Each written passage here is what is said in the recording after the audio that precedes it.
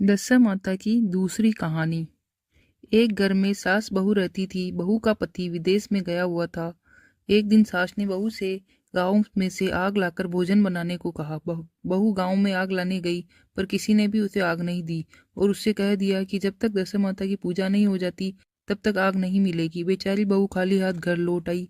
उसने सास को बताया कि गांव भर में आज दशा माता की पूजा है, इसलिए कोई भी आग देने को तैयार नहीं है।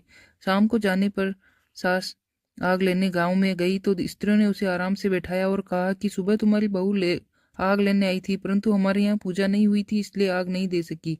सास आग लेकर अपने घर पहुंची ही थी कि एक आदमी बछड़ा लिए आया और उसके पीछे पीछे ब्याही कलोल गाय थी। स्त्री ने उससे पूछा कि यह गाय क्या पहलौठी ब्याई है? आदमी ने उत्तर दिया हाँ। उसने फिर पूछा कि बछड़ा है या बछिया? उसने जवाब दिया कि बछड़ा है। सास ने घर में जाकर बहू से कहा, आओ हम दोनों भी दशा माता के गड्ढे लें और व्रत करें। दोनों सास बहू ने गड्ढे लिए। सवेरे से व्रत आरंभ किया। 9 व्रत पूरे हो जाने पर 10वें दिन गड्ढे की पूजा की। सास बहू दोनों ने मिलकर गोल गोल 10-10 अर्थात कुल 20 फेरे बनाए। 21वां एक बड़ा फेरा गाय को दिया। पूजन समाप्त होने पर सास बहू दोनों पारण करने बैठी। उसी समय बुढ़िया के बेटे ने विदेश से आकर दरवाजे पर आवाज लगाई। आवाज सुनकर माँ ने मन में सोचा कि क्या हर्ज है, उसे जरा देर ठहरने दो, मैं पारण पारण करने के बाद किवाड़ खोलूंगी। इधर बहू ने आवाज सुनी तो उसे ठहरने का साहस नहीं हुआ। अपनी थाली का अन्न इधर उधर करके झट पानी पीकर उठ खड़ी हुई। उसने जाकर किवाड़ खोले। पति ने उससे पूछा कि अम्मा कहाँ है? बहू ने उत्तर दिया कि वह तो अभी पारण कर रही है। तब पति बोला, मैं तेरे हाथ का जल भी नहीं पीऊंगा, क्योंकि मैं 12 बरस में घर आया हूँ। इतने दिनों तक न जाने तू किस प्रकार रही होगी। अम्मा आएगी, वह जल लाएगी, तभी जल पीऊंगा। यह सुनकर स्त्री चुपचाप बैठ गई। इतने में उसकी अम्मा पारण कर अपनी थाली धोकर पी चुकी। तब वह लड़के के पास गई। लड़के ने सादर उसके पैर छुए। अम्मा उसे आशीर्वाद देकर भीतर घर में ले गई। माता ने थाली परोस कर रखी। बेटा भोजन करने लगा। उसने हाथ में पहला ग्रास ही लिया था कि फेरों के वे टुकड़े जो बहू ने अपनी थाली से फेंक दिए थे अपने आप उचक कर उसके सामने आने लगे। बेटे ने माँ से पूछा, यह सब क्या हो रहा है? माँ बोली, मैं क्या जानूं, बहू जाने। यह सुनकर बेटा आग बबूला होकर बोला, ऐसी बहू मेरे किस काम की जिसके चरित्र की तू साक्षी नहीं है? उसको मैं घर में नहीं रख सकता। इसे अभी घर से निकालो। यदि वह घर में रहेगी तो मैं घर में नहीं रहूंगा। माँ ने बेटे को व्रत के पारण का सब हाल बताकर वह हर तरह से समझाया, परंतु वह मानने को तैयार नहीं हुआ। यह वह यही कहता रहा कि इसे घर से बाहर करो तो मैं ला सकता हूँ। माँ ने सोचा, बहू को थोड़ी देर के लिए बाहर कर देती हूँ, तब लड़के का गुस्सा उतर जाएगा, तब बहू को बुला लूंगी। बुढ़िया ने बहू से कहा, देहरी के बाहर जाकर उसारे के नीचे थोड़ी देर के लिए खड़ी हो जा। जब बहू उसारे के नीचे खड़ी हुई तो उसारा बोला, मुझसे हटकर खड़ी हुई मैं दशा माता के विरोधी को छाया नहीं दे सकता। इस पर वह वहां से चलकर गिरोची के पास गई। गिरोची बोली, मुझसे हटकर खड़ी हो, मुझे इतना भार गड़ों का नहीं है जितना तेरा है। वहां वह वहां से हटकर धूरे के ढेर पर खड़ी हो गई। धूरे का ढेर बोला, मुझे इतना भार कूड़े का नहीं है जितना तेरा है, चल यहाँ से हटकर कहीं और खड़ी हो जा। इस प्रकार उसे कहीं भी खड़ा नहीं होने दिया गया। वह अपने मन में बहुत दुखी मान रही थी। वह जंगल में चली गई। जंगल में भूखी प्यासी घूमती फिरती एक अंधे कुएं में गिर पड़ी।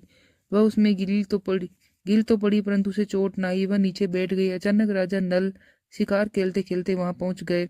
उनके साथी बिछुड़ गए थे। वह प्यास के कारण उसी कुएं पर आए जिसमें वह स्त्री गिरी पड़ी थी। राजा नल के भाई ने कुएं में पानी के लिए लोटा डाला तो इस स्त्री ने लोटे को पकड़ लिया। भाई ने नल से कहा कि इस कुएं में किसी ने लोटा पकड़ लिया है। तब राजा नल ने कुएं पर आकर कहा कि यदि तुम पुरुष हो तो मेरे धर्म के भाई हो, और यदि स्त्री हो तो मेरी धर्म की बहन हो। तुम जो भी हो बोलो, मैं तुम्हें बाहर निकाल लूंगा। स्त्री ने आवाज दी। राजा ने उसे बाहर निकाला तथा उसे हाथी पर बिठाकर राजधानी ले गया। महाराज को शिकार से लौटकर महलों की ओर आते देखकर सेवकों ने महारानी को महाराज के आने की सूचना दी। सेवकों ने एक स्त्री को हाथी पर बैठकर देखकर आने रानी को बताया कि महाराजा ने एक नई रानी भी साथ ला रहे हैं। यह जानकर महारानी बड़ी दुखी हुई। इतने में महाराज भी वहां आ पहुंचे। रानी ने हाथ जोड़कर विनती की, महाराज मुझसे ऐसी क्या गलती हो गई जो मेरे रहते आप दूसरा विवाह कर लाए? राजा नल ने हंसकर उत्तर दिया, वह तुम्हारी सोच नहीं ननद है, मेरी धर्म बहन है। तुम्हें उसके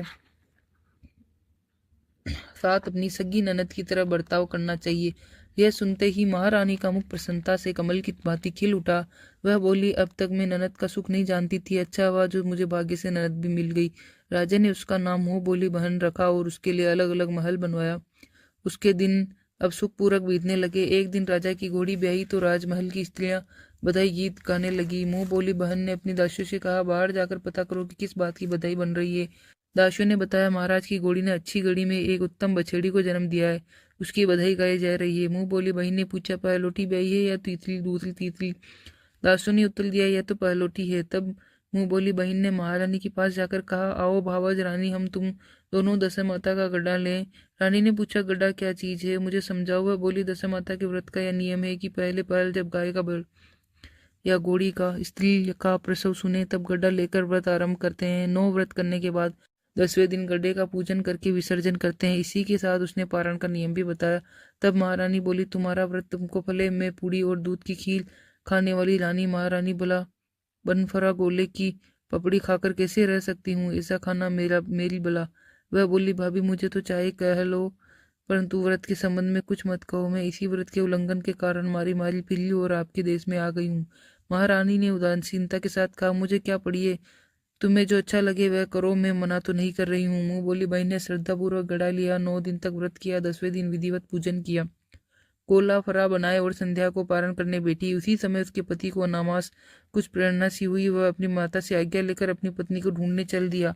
घूमता फिरता वह राजा नल की राजधानी में पहुंच गया और अपने पति का पता लगाने लगा। उसने एक कुएं पर कुछ औरतों को बातें करते देखा। एक कह रही थी कि राजा की मुंह बोली बहन बहुत ही सुंदर स्त्री है, आजकल उसी का किया हुआ सब कुछ होता है। दूसरी स्त्री बोली, वह सुंदर होने के साथ साथ धर्मात्मा भी है, जब से आई है तभी से उसने सदा व्रत खोल रखा है, उसके दरवाजे से कोई भी व्यक्ति खाली नहीं लौटता। इस तीसरी स्त्री बोली, वह जैसी धर्मात्मा है वैसी सदाचारणी भी है। चौथी स्त्री बोली, वह सदाचारणी और सर्वप्रिय भी है, सारी प्रजा उससे खुश है। पांचवी स्त्री बोली, यह तो सब ठीक है, परंतु अब तक यह पता नहीं चला कि वह कौन है और कहाँ की रहने वाली है। उन औरतों की बात सुनकर वह साधु के वेश में राजा नल की मुंह बोली बहन के महल के द्वार पर पहुंचा। वहां उसने भिक्षा हेतु आवाज लगाई तो द्वारपाल उसे भिक्षा देने लगा। उसने द्वारपाल के हाथों से भिक्षा लेने से मना कर दिया और बोला कि भिक्षे देने वाली स्वामिनी के हाथ से ही भिक्षा ग्रहण करूंगा, नहीं तो मैं अपने रास्ते चला। तब द्वारपाल ने उससे कहा, इस समय वह दशा माता का व्रत करके पारण कर रही है, पारण समाप्त होने के बाद ही वह तुमको भिक्षा दे सकती है, तब तक तुम प्रतीक्षा करो। वह चुपचाप बैठकर प्रतीक्षा करने लगा। पारण करने के बाद वह मुट्ठी भर मोती लेकर आई, परंतु सामने अपने पति को पल्ला फैलाए देखकर वह मुस्कुराती हुई लौट गई। दोनों ने एक दूसरे को पहचान लिया था। महारानी ने मुंह बोली ननद को मुस्कुराते हुए देखकर कहा, जब से तुम आई हो आज तक मैंने तुमको मुस्कुराते हुए नहीं देखा, आज इस साधु को देख हंसने का क्या कारण है? मुंह बोली बहन ने उत्तर दिया कि वह साधु हमारे घर का है। रानी ने पूछा, तब वह ऐसे क्यों आया है? उसने कहा, वह अभी मेरा पता लगाने आया है। महारानी ने राजा नल से कहा, तुम्हारी मुंह बोली बहन के घर के लोग आए हैं। राजा ने कहा, उनसे कह दो कि अभी यहाँ से घर जाकर वहां से हमारी हैसियत से आए, तब मैं बहन की विदाई करूंगा। राजा नल की मुंह बोली बहन का पति घर जाकर अपनी माँ से बोला, तुम्हारी बहू राजा नल के यहाँ उसकी बहन बनकर रह रही है, वह रोज सदाव्रत करती है और नियम धर्म से दिन बिताती है। तब उसकी माता ने उसे आज्ञा दी कि बहू को ले आओ। वह डोली पीनस गाजे बाजे कहार आदि के साथ यथाचित सज धज कर राजा नल की राजधानी को चल दिया। राजा ने उसको यथोचित आदर सत्कार किया और कुछ दिन मेहमानी में रखकर विधि पूर्वक बहन की विदाई की। जब वह महल से बाहर निकल चलने लगी तो महल भी उसके पीछे पीछे चलने लगे। तब महारानी बोली, ननद जी तुम चली और मेरा महल भी ले चली, जरा पीछे मुड़कर तो देखती जाओ। जो ही उसने मुड़कर पीछे की ओर देखा तो राजा का संपूर्ण राजसी वैभव अचानक लुप्त हो गया। राजा की मुंह बोली बहन तो अपने पति के साथ आनंद से रहने लगी, परंतु राजा नल व रानी का यह हाल हो गया कि वो दोनों कमरी कथली ओढ़े फिरने लगे। उनके भोजनालय में पत्ते खड़खड़ाने लगे। राजा नल रानी से बोले, अब हमें यहाँ से कहीं दूसरी जगह चले जाना चाहिए। रानी पतिव्रता स्त्री थी, उसने राजा की आज्ञा मान ली। चलते फिरते वे एक गांव के पास पहुंचे। वहां पर बेरी के पेड़ पर बेर लगे हुए थे। राजा रानी दोनों भूखे बैठे थे। उन्होंने बेरों को उठाया तो बेर लोहे के हो गए। इस प्रकार राजा रानी जिस वस्तु को भी हाथ लगाते वह कंकड़ पत्थर में बदल जाती थी। इतने पर भी राजा रानी आगे बढ़ते गए। रास्ते में उन्हें एक व्यापारी मिला। व्यापारी ने राजा रानी को पहचान लिया। उसने राजा रानी के भोजन के लिए शेर भर आटा दिया। वे आटा लेकर एक नदी के किनारे गए। वहां रानी भोजन बनाने लगी और राजा नल स्नान करने लगे। उस नदी में मछुआरे मछलियां पकड़ रहे थे। मच्छरों ने राजा को 4 मछलियां दी। रानी ने मछलियां भूनकर रोटियां बना ली। राजा नल भोजन करने बैठे तो रोटियां ईंट में परिवर्तित हो गई और मछलियां उछलकर नदी में चली गई। वहां से चलकर राजा रानी अपनी मुंह बोली बहन के यहाँ आ गए। बहन ने जब पता चला कि आप भाई भौजाई आए हैं तो उसने पूछा कैसे आए हैं।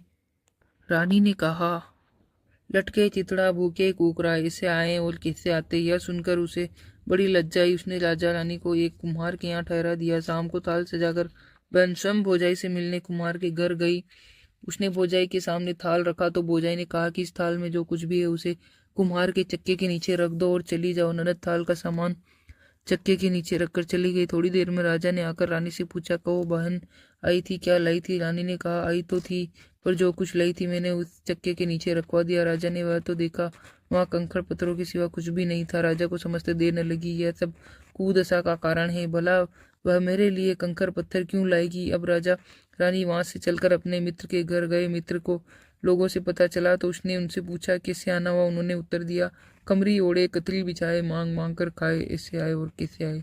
मित्र ने दुखी होकर कहा कोई हानि नहीं, जैसे आए वैसे अच्छे आए। अखिल मित्र आए, उन्हें महलों में ले जाओ। मित्र ने उन दोनों का स्वागत किया, स्वादिष्ट भोजन कराए। एक कमरे में उनके लिए पलंग बिछवा दिया। उस कमरे में एक खूंटी पर 9 लका हाल टंगा था। पलंग की पाटी पर बिचुलिया कांडा लगा हुआ था। आधी रात के समय राजा तो सो गए परंतु रानी जाग रही थी। रानी ने देखा कि हार वाली खूंटी के पास दीवार में एक मोर का चित्र बना हुआ है। मोर धीरे धीरे हार को निगल रहा है। रानी ने राजा को जगाकर यह दृश्य दिखाया। राजा ने सोचा यहाँ से चुपचाप भाग चलना चाहिए, नहीं तो सवेरे चोरी का कलंक लगेगा। तब मित्र को क्या मुख दिखाएंगे। बेचारे राजा रानी रात में ही उठकर जंगल की तरफ चले गए। दोनों चलते चलते एक दूसरी राजधानी राजा की राजधानी में पहुंच गए। वहां अतिथि और भिक्षुओं को सदाव्रत दिया जाता था। वे दोनों भी सदाव्रत लेने लग गए परंतु उस समय सदाव्रत बंद हो चुका था। वहां के अधिकारियों ने कहा यहाँ लोग न जाने कहाँ के अभागे आए हैं कि इन्हें देने के लिए कुछ भी नहीं बचा, फिर भी इन्हें एक एक मुट्ठी चने दे दो। उन्होंने इस प्रकार से अनादर और कुवाच्य सहित दान लेना अस्वीकार कर दिया। वे दानाध्यक्ष की निंदा करते हुए बोले कि ऐसी कंजूसी है तो सदाव्रत देने का नाम ही क्यों करता है। दानाध्यक्ष बोला यह तो बड़ा घमंडी भिक्षुक है, लगता है भीख भी मांगता है और गाली भी देता है। इनको हवालात में डाल दो। इस प्रकार दोनों को एक कोठरी में बंद कर दिया गया। एक एक मुट्ठी चने दोनों खाने के लिए मिलने लगे। जिस कोठरी में राजा रानी को बंद किया गया उसी के पास आम रास्ता था। एक मेहतरानी राजा की गुड़साल को साफ कर उसी रास्ते से निकला करती थी। एक दिन वह कुछ देर से निकली। रानी से पूछने लगी कि आज तुम्हें कितनी देर कैसे हो गई। वह बोली कि आज राजा की घोड़ी ब्याई थी, उसकी टहल में देर हो गई। रानी ने पूछा कि घोड़ी पहली बार ब्याई है या दूसरी तीसरी।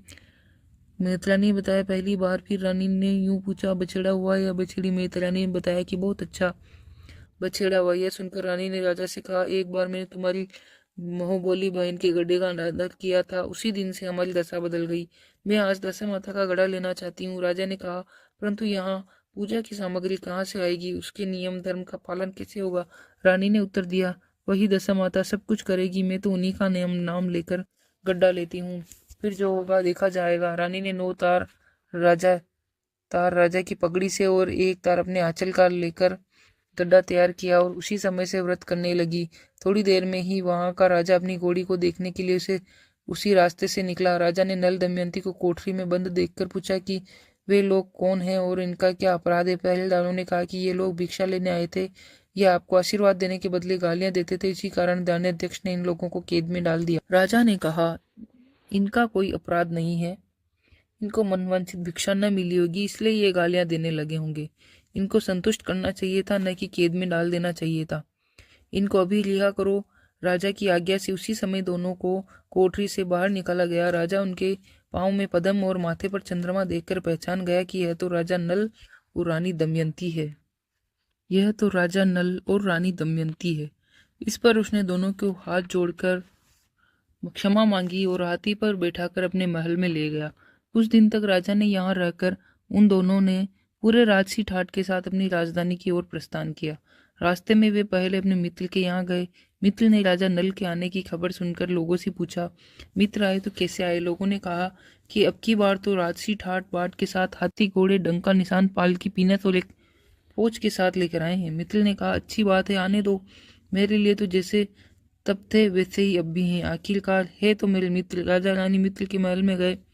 मित्र ने उनको सादर आदर सत्कार के साथ उसी स्थान पर ठहराया जिस स्थान पर पहले ठहराया था। आधी रात के समय जब राजा रानी सो रहे थे तो रानी पैर दबा रही थी। तब रानी ने देखा कि मोर का चित्र जो पहले हार को निगल गया था उसे उगल रहा है। रानी ने राजा को जगाकर यह दृश्य दिखाया। राजा नल ने अपने मित्र को बुलाकर यह दिखाया। मित्र बोला कि मैंने सब तुमको न तब चोरी लगाई थी न अब लगाता हूँ। यह दृश्य कुदशा का फल था। आप निश्चिंत रहिए, मेरे मन में कोई मेल नहीं है। मित्र के यहाँ से चलकर राजा रानी अपनी मुंह बोली बहन के यहाँ गए। उसने जब सुना कि राजा भैया आ रहे हैं तो उसने लोगों से पूछा कैसे आ रहे हैं। तो लोगों ने कहा जिस प्रकार राजा को आना चाहिए उसी प्रकार से आ रहे हैं। उसने कहा उनको मेरे महल में ले आओ। तब राजा नल का हाथी बहन के महल की ओर बढ़ा। तब रानी ने कहा आप अपनी बहन के घर जाइए, मैं तो उसी कुमार के घर पर रहूंगी जिसके यहाँ पहले ठहरी थी। राजा ने कहा जिस कारण इतने दुख उठाए तुम फिर उससे झगड़ा मोल लेना चाहती हो, यह तुम अच्छा नहीं कर रही हो। परंतु रानी नहीं मानी, वह कुमार के घर पर ही ठहरी। राजा बहन के घर चले गए। शाम को राजा की बहन भावच के लिए थाल सजाकर लाई। इसने उसने भावच के सामने थाल रख दिया। भावच सोने चांदी के गहने उतार कर रखने लगी तो कहने लगी खाओ रे मेरे सोने चांदी के गहनों खाओ, अब हम भूखे नंगे क्या खाएंगे। यह उलाना सुनकर ननद बोली कि यह उपालंब और बोली किस पर कसती हो, मुझसे जो कुछ हो सका सो तब लाई थी वही अब भी लाई हूँ। विश्वास न हो तो चक्के के नीचे अब भी देख लो। सचमुच चक्के के नीचे देखा। यह सब देखकर सन्न रह गई। वह बोली ननद जी तुम्हारा कोई दोष नहीं है, यह तो मेरी कुदशा का परिणाम था। रानी ने ननद का लाया सभी सामान तथा उनमें अपनी तरफ से कुछ और जवाहरात मिलाकर ननद को वापस कर दिया, परंतु पूजा का न्योता देना भूल गई। वहां से चलकर राजा सूरा गाय के पास आए। गाय ने सेना सहित राजा को भरपेट दूध पिलाया। वहां से आगे चलकर वे नदी के तट पर पहुंचे तो वहां पड़ाव डाला। भोजन बनाया गया। तब राजा भोजन करने बैठे तो उसी समय नदी से उछलकर गिरी बुनी बुनाई मछलियां अपने आप थाली में गिर पड़ी। वे रोटियां जो ईंट बन गई थी फिर से रोटियां बन गई। राजा ने कहा यह सब क्या हो रहा है, कुछ समझ में नहीं आता। रानी ने बताया कि ये रोटियां और मछलियां वही है जो उस दिन हमें नसीब में नहीं मिली थी। मैं यदि आपसे उस समय कहती कि तली हुई मछलियां जल में उछल गई और रोटियां ईंट बन गई तो आप कदापि भी इसे सच न मानते। इसी कारण मुझे बहाना बनाना पड़ा था। अब राजा रानी अपनी राजधानी की तरफ आगे बढ़े। जब राजा फौज अपनी राजधानी के समीप पहुंची तो वहां के लोगों ने समझा कि दूसरे राजा ने राजधानी पर आक्रमण कर दिया। वे घबरा गए। वहां के लोग नजराना लेकर राजा से मिलने गांव के बाहर आए, परंतु यह क्या, यह तो अपने राजा के हैं, अपने राजा हैं। लोगों ने प्रसन्नता का ठिकाना न रहा। वे श्रद्धा भक्ति के साथ महाराज के आगे चलकर उन्हें उनके महल में ले गए। राजा ने महल में प्रवेश किया। रानी ने तुरंत दशा माता की पूजा का प्रबंध किया।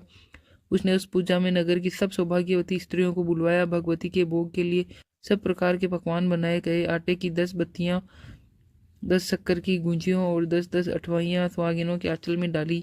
सुहागिनों का श्रृंगार आदि करके दशा माता की पूजा आरंभ की। कलश स्थापित करके दीपक को प्रज्वलित किया, परंतु उसकी बत्ती नहीं जली। इस पर पंडितों ने कहा कि कोई न्योता पाने वाला न्योतने को ही नहीं रह गया है, स्मरण किया जाए, उसके आने पर दीपक जल जाएगा। रानी ने सोच विचार कर बताया कि ननद न्योतने से रह गई है। पंडितों ने कहा कि उसे फौरन बुलाया जाए। राजा ने अपना दूरगामी रथ भेजकर अपनी मुंह बोली बहन को बुलवाया। उसके आते ही कलश का मणिक दीपक प्रज्वलित हो गया। बड़ी धूमधाम से पूजा